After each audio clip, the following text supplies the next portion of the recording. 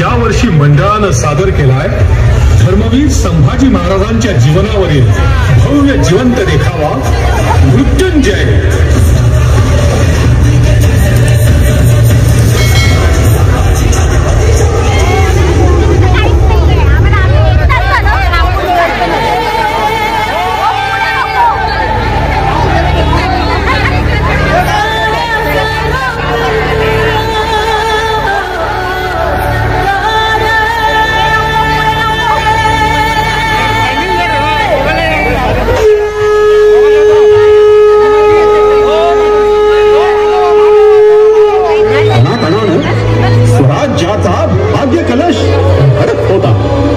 महातेजस्वी शिवशंकराचं शुभवरदान लाभलं. सईबाई महाराणी सरकारांचं पुत्ररत्न जन्माला आलं. शिवरायांना पुत्र झाला.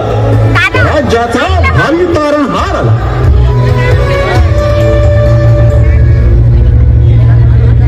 केवळ 2 वर्षांचं कोवळं वय असतानाच मातृछत्र हरपूनही आईची जागा घेतलेल्या जिजामातेच्या वात्सल्य छायेत शंभूराजे शिवराज्यात रमले.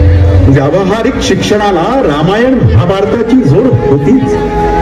महालात राहत असलेल्या छायाला जंगलाची ओढ होती. रणांगण खेळावत होतं. गोमाजी नाईक पानसंभाळ्यांच्या कुशल मार्गदर्शनाखाली शस्त्रास्त्रांचं शिक्षण सुरू झालं. आज अजून बी सरावाला नाही. गोमाजी बाबा टाकले त्यांनी रुसले ती रुसल्या. अरे मग समजूत काढायला त्यांना हाताला धरून इथं आणायचं. पण हाताला यायला पाहिजे ती. आला राग आणि लागले सारासारा कडा चढायला. अरे तो धोक्याचा कडा. अहो आम्ही मस्त हातापाया पडतोय. पण बाळराज निस्तीची तेजी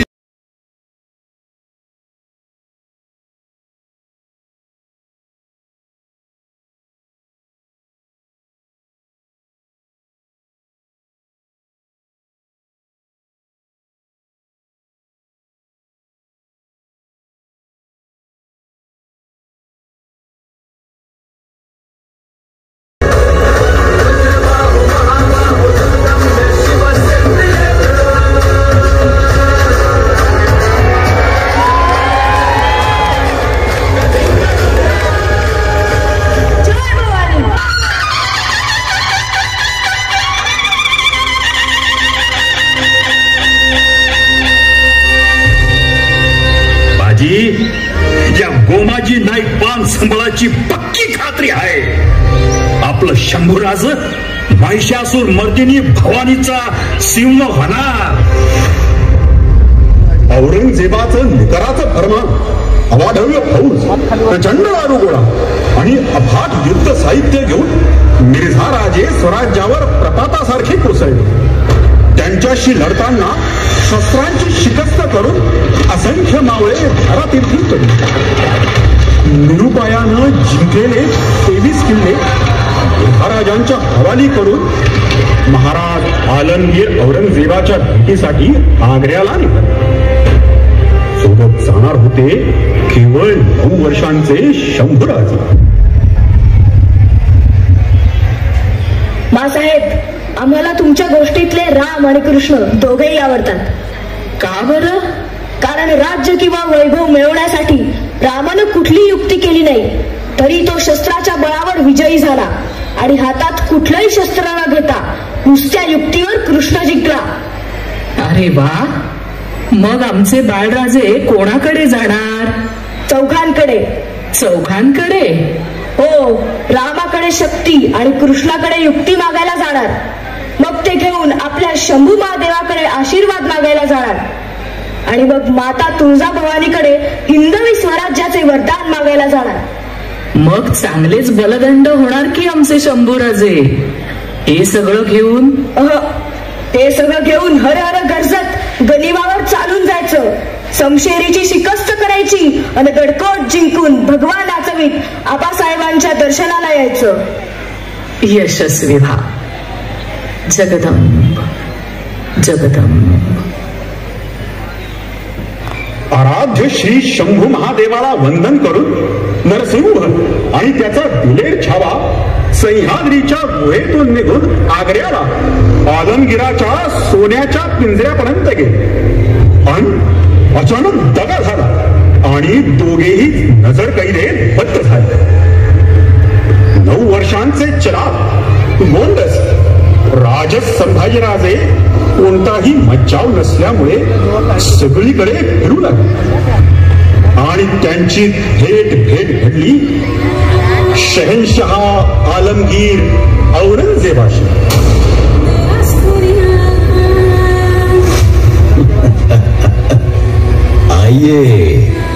आइए बरखुरदार, बड़ी खुशी हुई आपसे मिलकर. दिखने में तो बड़े गुलजार और शेरे सूरत हो. बच्चा भी तो शेर का ही हूँ. वो शेर जो अभी हमारे शिकंजे में है. आपको मालूम है उन्हें क्यों हमारे पास इतना दूर आना पड़ा? यही सवाल हमने आबा साहब से भी किया था. बहुत खूब. तो फिर क्या बोले आपके आबा साहब? ते म्हणाले अच्छे काम के लिए दूर जाना पड़ता है. अच्छे काम के लिए. बहुत खूब. मतलब कंसाला मारायला कृष्णानं गोकुळ सोडलं, रावणाचा नाश करायला रामाला अयोध्या सोडून लंकेला जावं लागलं. ठीक ठीक, वो सब जाने दो, वो जाने दो.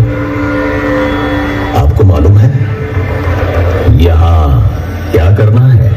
हाँ, पूरी तरह से मालूम है. आबा साहब ने और राव साहब ने सब बताया है हमें. क्या बताया है उन्होंने? जो अच्छा है उससे अच्छा ही बर्ताव करना, किसी के बीच में पड़ना नहीं, बिना वजह लड़ना नहीं, किसी को भी छेड़ना नहीं और कोई छेड़े तो छोड़ना नहीं. वल्लाह क्या तेज मिजाज लड़का है ये सिवा का.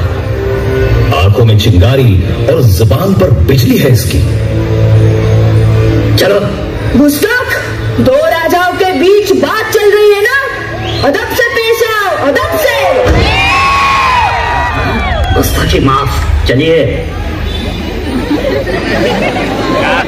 औरंगजेबाची कपट नीती, औलाद खानाचा पहारा आणि आग्र्याच्या सीमा ओलांडून शिवसिंहानं थेट स्वराज्यात झेप घेतली. पण छावा मागेच राहिला. परमुलखात लहान वयात ठाई ठाई पसरलेल्या संकटांच्या सवटांमधून वाटा काढत सुखरूप येऊन पोहोचला. स्वराज्याच्या मातीला कडकडून भेटला. अभ्यासात, व्यायामात, खेळात, शस्त्रविद्येत, संस्कारात, राजकारणात गढून बुडून गेला. शक्तीचं वर्धन, बुद्धीचं संवर्धन होत होतं. वाढत्या वयानं भाग्यशाली भविष्याची अक्षता आणली आणि सरदार पिलाजीराव शिर्क्यांची कन्या राजाऊ भोसल्यांची राजलक्ष्मी झाली. दिसा मासानं तेज होत चाललेल्या शंभूराजांची समशे मैदानावर जेवढी बेभान होती तेवढीच लेखणीही कागदावर प्रतिभावान होती. इंग्रजीसह 14 भाषांचं ज्ञान, संस्कृत पांडित्य, व्याकरणावर प्रभुत्व आणि रचनेतलं लालित्य यांचं मनोहर दर्शन नायिकाभेद, बुधभूषण अशा रसिक मान्य संस्कृत ग्रंथाचे करते आणि त्याचबरोबर धाडसावर पाय देऊन धोक्याला आवाहन देत प्राणप्रिय भगवान नभाला भिरवणारेही होते. रणझुंजार शिवपुत्र शंभराज.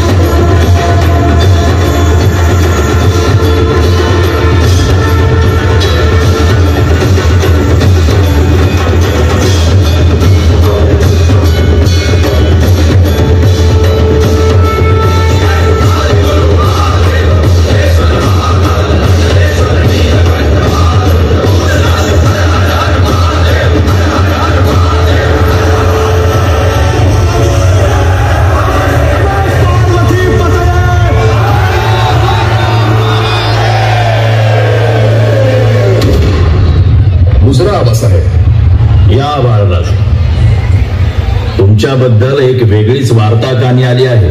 आमच्याविषयी वेगळी? नाहीतर काय. आजवर ऐकत होतो धाकले राजे वाघासारखे शूर आहेत, पण आता तर कळतंय वाघापेक्षाही. म्हणजे काय, ऐन शिकारीच्या धामधुमीत बेभान होऊन खवळलेला वाघ अंगावर घेतलात. पण तो वाचला नाही आबासाहेब. जागीच त्याला. म्हणूनच पूर्ण विश्वासानं निर्णय झालाय. कसला? उन्मत्त लांडग्यांनी वेढलेल्या जंगलात अस्सल ठाण्या वाघाला शिकारीला सोडण्याचा. म्हणजे आबासाहेब आम्ही घुमवा आई भवानीचं नाव आणि मारा टाच तुमच्या पहिल्या वहिल्या मोहिमेसाठी. जुलमी सत्तेला पराक्रमानं चोख उत्तर द्यायला उत्तरेकडे झेप घ्या. गुजरात पासून खंबायत पर्यंतचा प्रांत झंझावाती झडप घालून गप्प करा. यश घेऊन या बाळराजे. आम्ही आणि स्वराज्य नजरेच्या पाय घड्या घालून तुमच्या स्वागताला तयार राहू. आणि हा तुमचा शंभूबा मोहिमेच्या यशावर भगवान होऊन आल्याची वार्ता पायावर आणून ठेवील तेव्हाच स्वस्थ राहील. जय भवानी.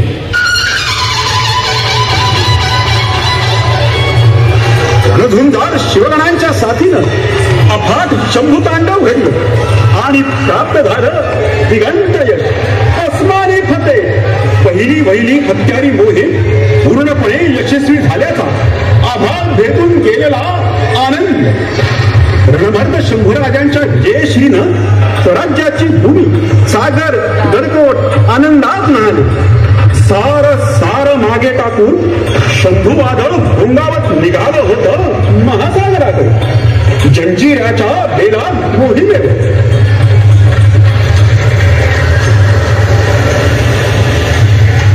काही एवढी मोठी पत्रास नाही लागून गेली त्या सिद्धीची. आपल्या स्वराज्यावर उठणारे, घरदार लुटणारे, लेकी सुना ओढून नेणारे त्याचे हात छाटून टाका. धूळ धान उडवा, घेरा जंजिरा तुटून पडा. दुश्मनाची लांडगे तोड करा. उन्मत्त महिषासुराची खांडोळी करणारी माय भवानी आपल्या पाठीशी आहे. आता यश आपलंच आहे. एकालाही सोडू नका. शर्थ करा. बोला हर हर हर हर.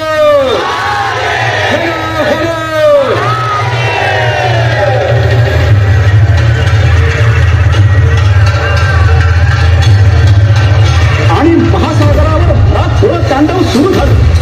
शंभूराजांच्या आज्ञेनं तोफखाना आग ओकू लागला. त्याचवेळी त्यांनी जंजिऱ्यापर्यंत सेतू बांधण्याच्या आव्हानालाही हात घातला. त्या प्रचंड धडाक्यापुढे सिद्धीचा जोर आणि जोर ओसरू लागला. वर्मी मार खाल्लेला सिद्धी जबरदस्त हबकला होता. शंभू सेनेची जिकडे तिकडे विजयी घोडदौड सुरू होती. मोहिमांवर मोहिमा यशस्वी होत होत्या. राज्याच्या सीमा विस्तारत होत्या.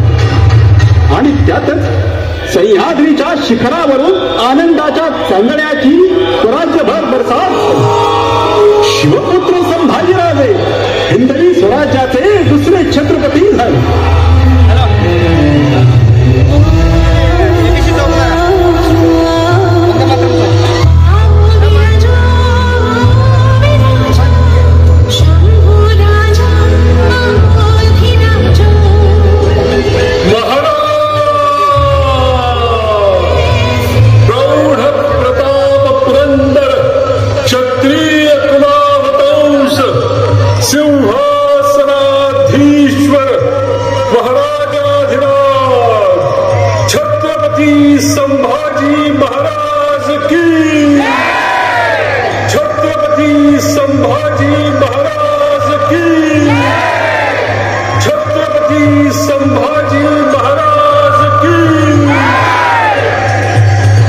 संभाजी राजांच्या छत्रपती पदाच्या शिरपेचा महाराष्ट्र लक्ष्मीनं आणखी एक मानाचा विजय पुरा ठेवला. बऱ्हाणपूरची गाजलेली मोहीम, अतुलनीय शौर्य, अजोड मुत्सद्देगिरी आणि अपार धनसंपत्ती, स्वराज्य हित जपण्याचे, मराठी दौलतीच्या कक्षा रुंदवण्याचे आटोकाट प्रयत्न छत्रपती संभाजीराजे अखंडपणे करीत होते. केवळ महाराष्ट्रातच नव्हे तर दूरवर दबा धरून बसलेला, मनोमन जळफळणारा स्वराज्याचा शत्रूही त्यांच्या तीक्ष्ण नजरेला दिसत होता. त्रिचनापल्लीचा चिक्कदेव. कोण ते संभाजी? महाराष्ट्र मधला एक जमीनदार शिवाजीचा मुलगा. अरे असू दे, पण म्हणून काय अख्खं जगचा राजा असतंय काय ते? आमच्याकडे काही शस्त्र नाही तर ते धरायला हात नाही तर ते शस्त्राला धार नाही म्हणतो आम्ही. अरे येऊ तर दे त्या संभाजीला. एवढं चिक्क तुकडे करताय बघा हे चिक्क देवर आहे त्याच. एಲ್ಲಿ जरी ನಾನು ಕಟ್ಯಾರ ತಗೊಂಡ್ ಬಾ ಬೇಗ.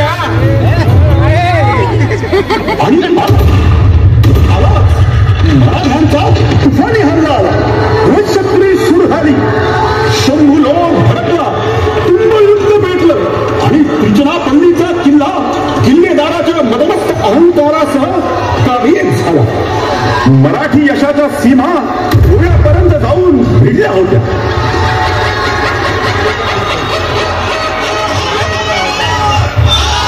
खंडोजी इंग्रजांचा वकील केजवीन भेटायला आलाय म्हणे. अहो तरी काय म्हणतोय ते? आबासाहेबांनी या टोपीकरांना पूर्त ओळखलं होतं. केजवीन काय म्हणतोय ते तर पाहू, नाही तर आमची समशेर त्यांच्या मुलखात गरजायला लागेल.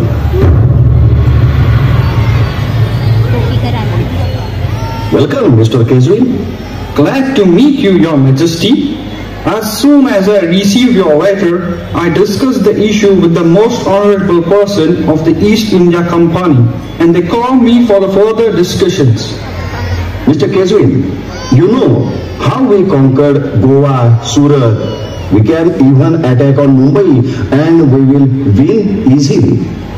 Still we call you for negotiations. Yes, Your Majesty. I will try to negotiate in the most positive way, Your Majesty. Mr. Keswin, it will better for you to get money and need not fight. Otherwise, we better know how to grab it. Yes, Your Majesty. I am sure about the deal. Let me inform your proposal to buy Bombay from us to the East India Company. Mr. Keswin, you can please go now. Thank you, Your Majesty. परकोटांकडे वाकड्या नजरेनं पाण्याचं कोणाचं धाडस होत नव्हतं. कोणी केलं तर शंभू वादळापुढे त्याच्या ठिकऱ्या उडत होत्या. पण त्याच वेळी अस्तनिक निखारेही फुलत होते.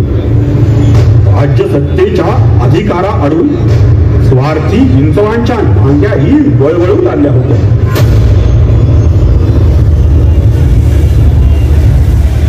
जीवाला थोडा तरी आराम द्यावा राजांनी. सतत धावपळ लगबग. राजाचं आयुष्य धार तलवारीसारखं राणीच आहे. म्हणजे आपल्यावर भरोसा ठेवणाऱ्या रयतेला नाडणाऱ्या वैऱ्यावर वार करायला तलवारीसारखं आक्रमक आणि कर्तव्य, जबाबदाऱ्या, संकट, धोके, बंद पितोरी, घातपात, कष्ट, मोहिमा, अडचणी यांचे सततचे वार झेलण्यासाठी ढालीसारखं. यावं का कामाच्या गडबडीतनं कारभाराच्या व्यापातनं येळ असेल तर आलो होतो. म्या राजाऊचा भाऊ गणोजी आलोय. या मेवणे, तुमचे बंधुराज आलेत. त्यांच्यासाठी काहीतरी गोडधोड. काय न ग, तसंच नसल तर नुसत्या वरवरच्या चवीला काय करायचंय? असं कसं? आदराची रीत. आता येळ चाली म्हणून बोलतोय. आदर करण्यापरास जरा कदर केली असती तर. मेवणे, आज एकदम असं का मोहरा धरलाय? राजाऊचा भाऊ. मग काय, सामान्य माणसानं आपली जागा ओळखूनच बोललेलं बरं. म्हणजे मतलब आमच्या ध्यानी आला नाही. आपले मेवणे म्हणण्याची लायकी असती तर आज वतनदार म्हणून राहिलो नसतो का? हे काय बोलताय दादासाहेब? नात्यात आणि संबंधात जवळीक असली तरी शब्दांना आणि वर्तनाला मर्यादा असते. असं का? मी वारसदारी मिरवताना जबाबदारी निभावता काय येत नाही? दादासाहेब साफ बोला मेवणे, आमची कसली जिम्मेदारी? तुमच्या आबासाहेबांचा सबूत पाळण्याची. यांचा सबूत मानता नव्हे तुम्ही? मतलब आम्हाला आमच्या वतनाशी मतलब. आमच्या एका वतनानं काय होतंय? आमच्या कानाला ऐकू येतो तुमच्या आबासाहेबांचा सबूत आणि डोळ्याला दिसतं फक्त आमचं वतन. हो, असं प्रत्येक धारकऱ्याने म्हटलं तर स्वराज्याची फौज उभी राहील का? वापस सांगतो, आमचं वतन जर नाही मिळालं तर काय?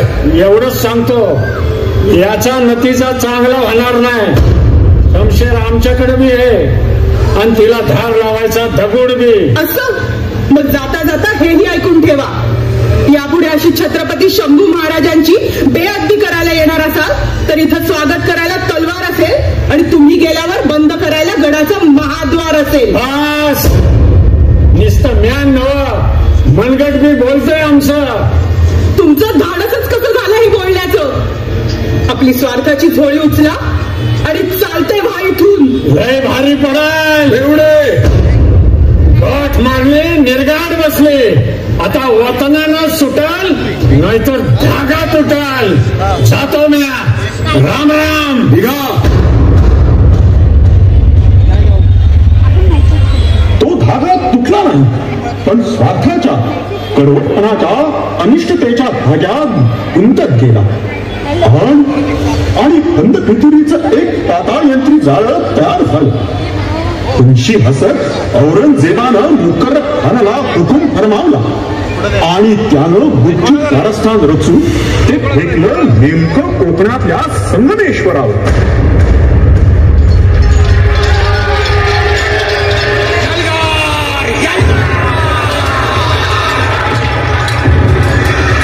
खानाची हौस अफाट होती. दर्यापुढे सगळ्यांचं बळ कमी होतं.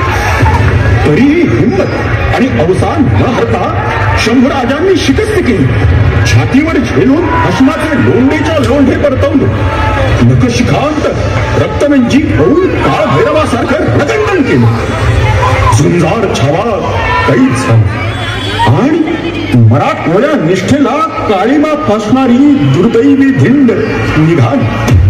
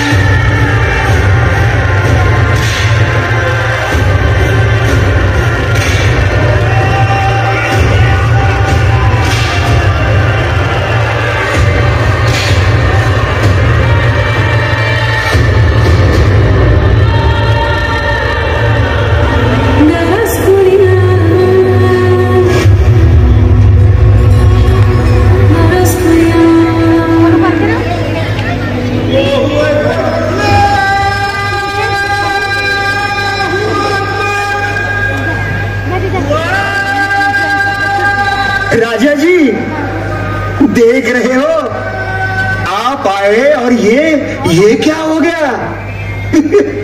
आया तूफान तो बदली सारी यहाँ की हवा। शंभू राजे को देख के आलमगीर का क्या हुआ?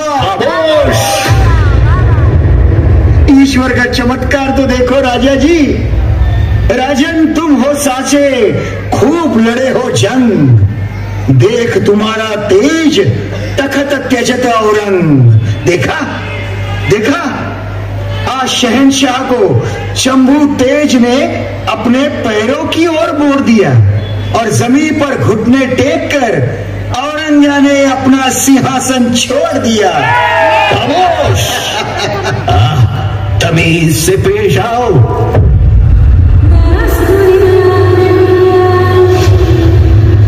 आइए फर्जंद सिवा,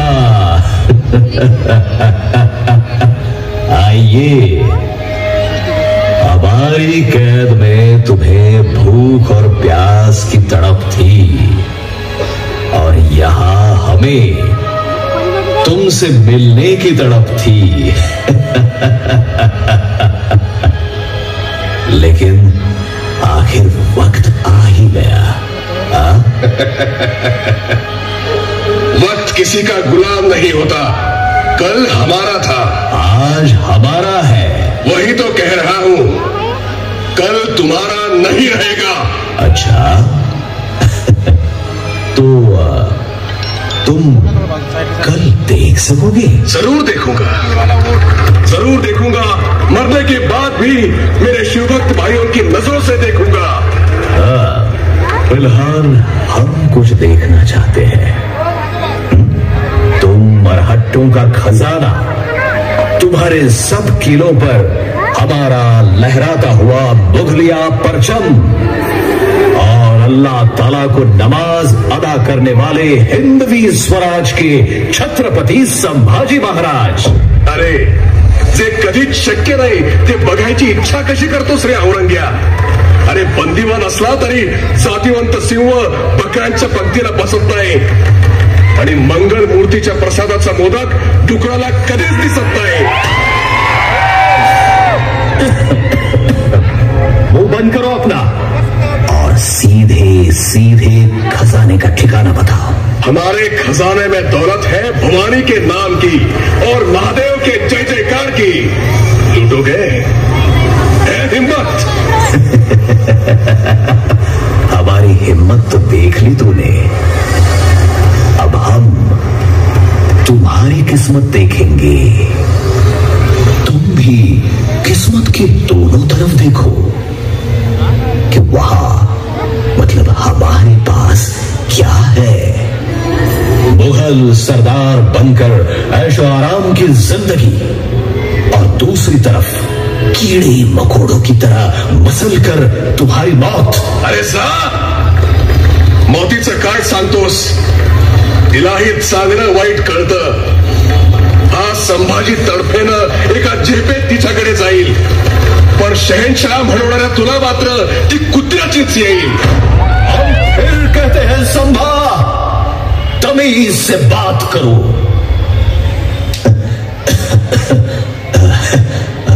चलो, तमीज छोड़ने की नहीं, अकड़ तोड़ने की और रिश्ता जोड़ने की बात करते हैं। तुम्हारे जैसा जंग बहादुर अगर हमारा हो जाए तो नामुमकिन है। तुम्हारे रिश्ते की इतनी औकात नहीं और जुर्रत भी नहीं जो इस संभाजी की शमशीर की धार को पार कर जाए।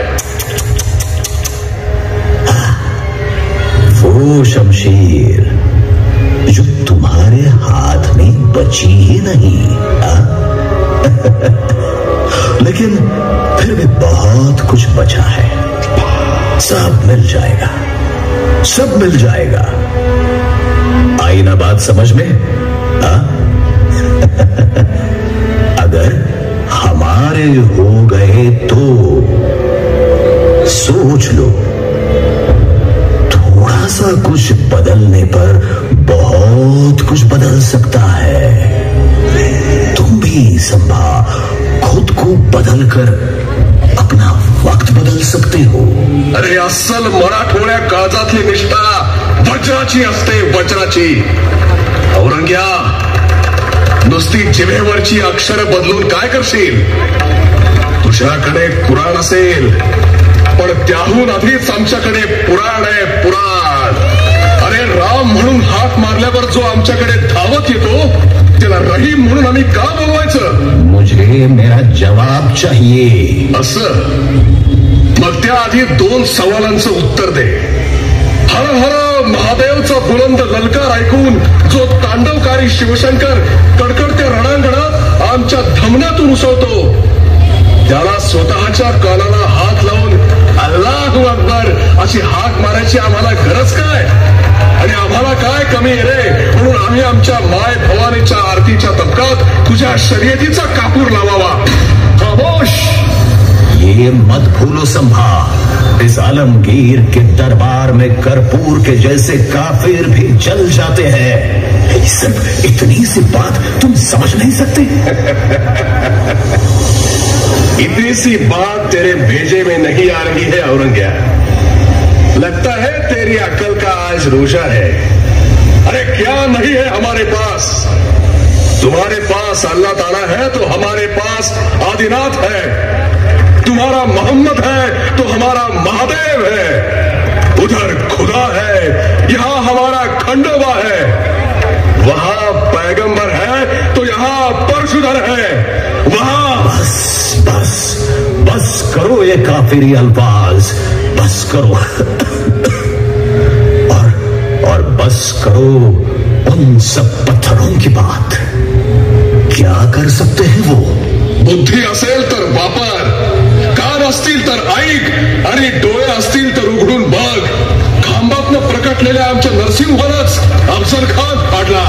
गोकुळातल्या हंडीसारखाच कृष्णानं तुझा सुरतेचा खजिना फोडला. जागृत झालेल्या आमच्या भवानीनंच शाहिस्त्याच्या बोटाचा लचका तोडला आणि आमच्या शंकराच्या त्रिशूळानंच तुझा दख्खन जिंकण्याचा डाव हाणून पाडला. ना, तू बदलने वाला नहीं है संभा। हथियार और कलम परखने वाली तेरी नजर नहीं बदलती, इसलिए तेरी सोच नहीं बदलती। लेकिन हमारे पास इसका कारीगर इलाज है। चमड़ी उधेड़ दो इसकी, उधेड़ दो चमड़ी।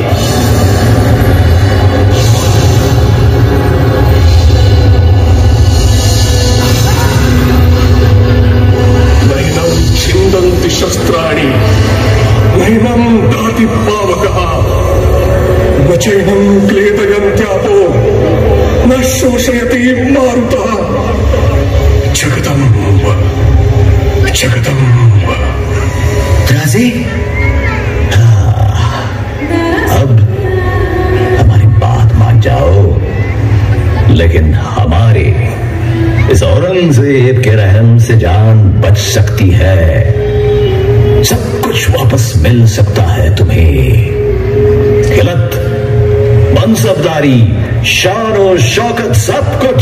अरे एका हातात पाठीत खूप असणारा खंजीर आणि दुसऱ्या हातात सत्तेची वखवक असणारा तू मला काय लालूच देणार रे औरंग्या? तू कसला आलमगीर? पाप मरेपर्यंत नाही तुला धीर. तू काय काय ओरबाडून लपवून ठेवलंस तुझ्या तख्ताखाली ते बघ. आप्तांपासून सोबत्यांपर्यंत आणि बापापासून भावापर्यंत दगडानं मारलेल्या सगळ्यांची प्रेत रचून ठेवली आहेत तिथं. एकीकडे तुझ्या जुलमांच्या, अपराधांच्या, पापांच्या राशी आहेत. समोर तुझ्या कपट कारस्थानाचा बुजबुजाट आहे. तिसरीकडे पिसाट, धर्मांध अत्याचारामुळे लाजलेली तुझ्या हातातली माळ आहे. आणि चौथ्या कोपऱ्यात तुला फरफटत जहन्नुम मध्ये न्यायला तो टपलेला काळ आहे. खामोश. तीखी नजर से देखने वाली इसकी आंखें निकाल दो इसकी आंखें। फिर ठिकाने होश में आएंगे इसकी, और तिलमिलाहट बताएगी पांव में रेंगते हुए गिड़गिड़ाया कैसे जाता है। निकाल दो इसकी आंखें।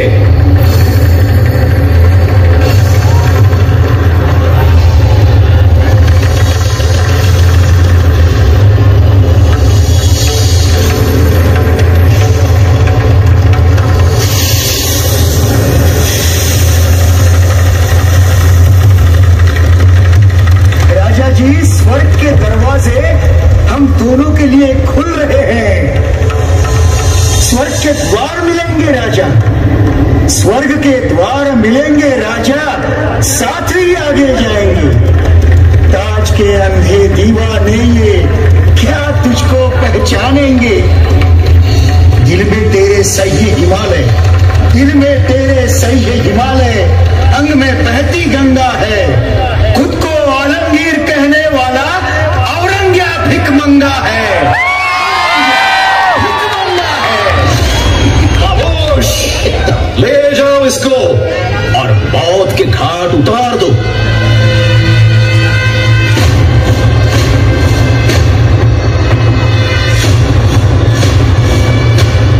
संभा, अभी भी वक्त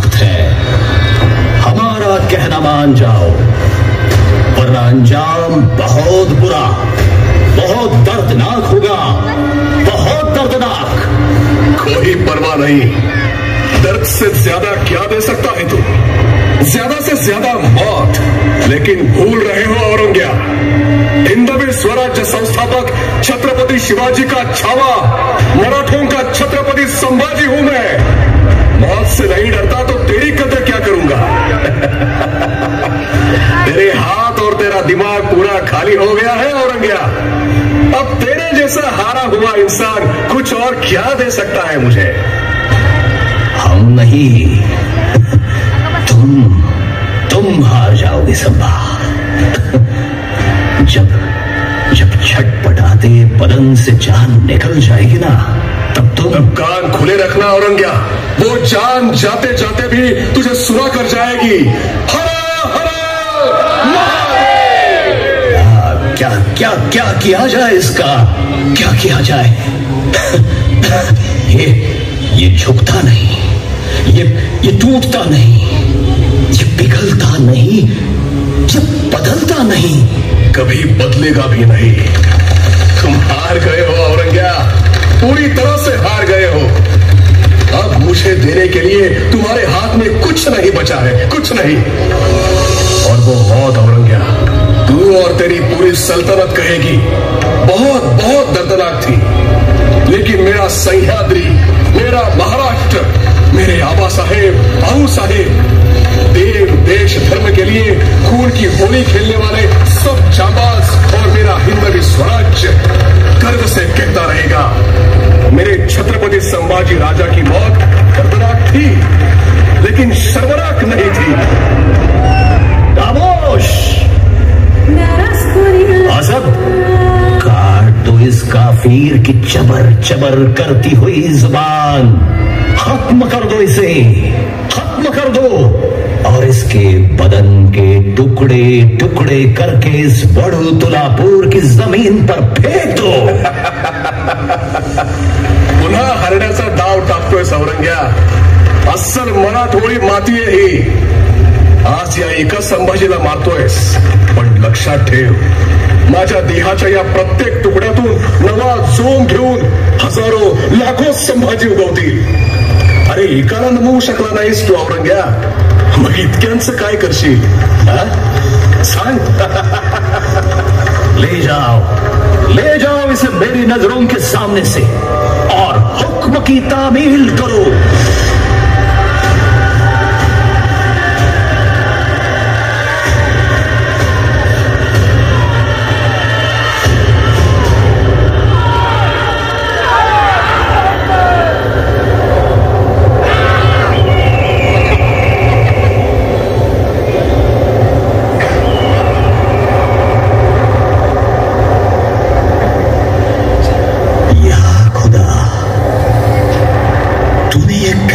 बेमिसाल बहादुर पैदा किया, जो आज जिंदगी के जंग में मौत को हराकर शहीदों का शहंशाह बन गया। क्या क्या क्या नहीं किया मैंने उसे झुकाने के लिए, उसे हराने के लिए, लेकिन उसकी आखिरी सांस भी मेरी सारी शानो शौकत को पैरों तले रौंद कर चली गई। सच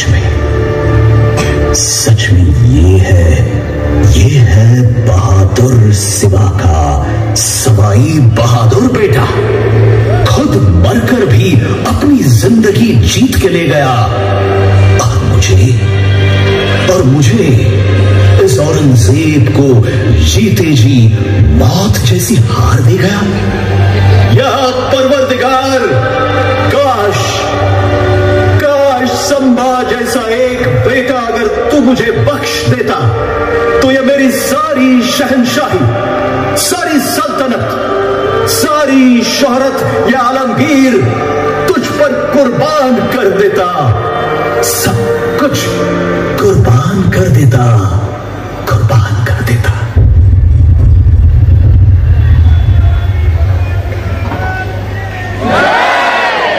बाळराजे, शंभूराजे,